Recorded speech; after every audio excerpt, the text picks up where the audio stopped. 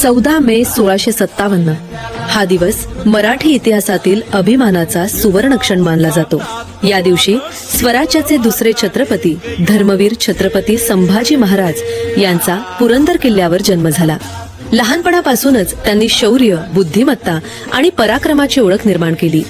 संस्कृत, हिंदी, फारसी अशा अनेक भाषांवर त्यांचे प्रभुत्व होते। संकटांच्या काळातही त्यांनी स्वराज्य आणि धर्म यांचे रक्षण करण्यासाठी अपार संघर्ष केला।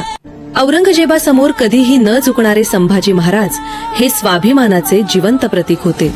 धर्मासाठी त्यांनी दिलेले बलिदान इतिहासात अजरामर झाले।